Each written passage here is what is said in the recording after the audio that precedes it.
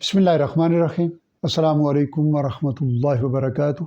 रमज़ान मुबारक की मुबारक सातों की निस्बत से रोज़ाना एक रुकू के खुलासे के साथ हाज़िर खिदमत हूँ। इंशाअल्लाह अज़ीज़ आज की नशिस्त में हम सूरह आल इमरान के रुकू नंबर 3 जो कि तीसरे पारे का रुकू नंबर 11 है और आल इमरान की आयत नंबर 21 से लेके 30 पर मुश्तमिल है। इंशाअल्लाह अज़ीज़ इसके मज़ामीन पे गौर करेंगे। जैसा कि इब्तिदा में सूरह आल इमरान के हवाले से मैंने अर्ज़ किया, अहले किताब के नसारा वाले गुरोह को दावत दीन पे मुश्तमिल ये सूरह है।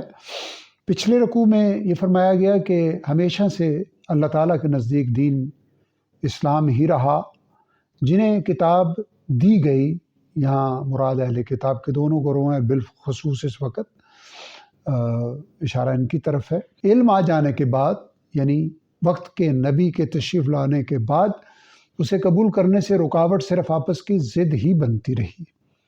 इसी को आगे बढ़ाते हुए इरशाद फरमाया कि जो अल्लाह ताला की आयत का कुफ्र करते हैं, यानी खिताब अहले किताब से है, और अंबिया को नाहक कत्ल करते हैं, यानी अंबिया इनकी तारीख़ की तरफ तवज्जो दिलाई कि तुम ये कुछ करते रहे हो, और लोगों में से उन्हें कत्ल करते हैं जो इंसाफ की तलकीन करते हैं, इंसाफ का हुक्म देते हैं। तो ऐसे लोगों को दर्दनाक अजाब की खुशखबरी दे दीजिए, यानी उनके लिए खुशखबरी कोई कामयाबी की नहीं है बल्कि दर्दनाक अजाब की ही है। ये वो लोग हैं कि जिन के आमाल दुनिया और आखिरत दोनों में ज़ाया हो गए और उनका कोई मददगार नहीं होगा। यानी मुकाबला चूँकि अल्लाह के साथ और अल्लाह के अंबिया के साथ, अल्लाह के रसूलों के साथ ये लोग कर रहे हैं, तो फिर कोई मददगार नहीं पाएंगे। अब एक अमूमी अंदाज में फरमाया कि मुखातब के तुमने देखा नहीं उन लोगों को जिन्हें किताब का एक हिस्सा यानी इंजील और यहूद को तौरात दी गई, उन्हें अल्लाह की किताब यानी कुरान की तरफ बुलाया जाता है ताकि उनके दरमियान फ़ैसला कर दें, तो उनमें से एक गिरोह एराज़ करते हुए मुंह मोड़ लेता है। ये इस वजह से कि ये लोग कहते हैं यानी दावा करते हैं कि हमें जहन्नम की आग सिर्फ गिनती के चंद दिन ही छुएगी। उनके दीन के बारे में उनके घड़े हुए झूठों ने धोखे में मुब्तला कर रखा है, यानी दीन के बारे में जो उन्होंने झूठ कर रखे हैं। तो क्या हाल होगा जब हम उन्हें उस दिन इकट्ठा करेंगे जब कोई जिसके आने में कोई शक नहीं है, और उस दिन हर एक को पूरा पूरा अजर दिया जाएगा, उनके साथ कोई ज़्यादती नहीं की जाएगी।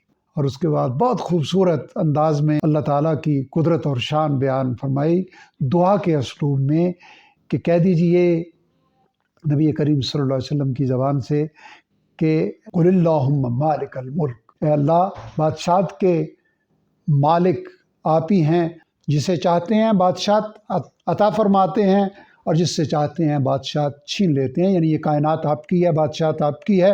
जिसे चाहते हैं इज़्ज़त देते हैं, जिसे चाहते हैं ज़िल्लत देते हैं। हर फैसला खैर पे मबनी होता है। आप हर चीज़ पर कुदरत रखने वाले हैं।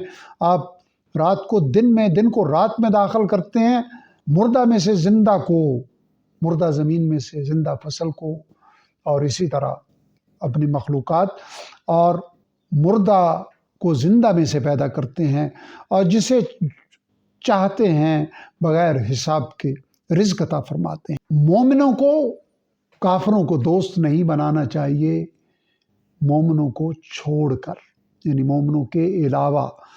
जो ऐसा करेगा अल्लाह के साथ, यहाँ मुनाफ़िकीन की तरफ भी इशारा है, और जो ईमान का दावा करने वाले अहले किताब हैं उनकी तरफ भी इशारा है कि दावे तुम्हारे ईमान के और दोस्तियाँ तुम्हारी अल्लाह के रसूल की तकज़ीब, कुफ्र करने वाले और मुकाबला करने वालों के साथ। जो ऐसा करेगा तो अल्लाह के साथ उसका कोई ताल्लुक़ नहीं है। हाँ, इतना ताल्लुक़ रख सकते हो कि उनके शर से बचने के लिए तुम्हें आगाही मिलती रहे।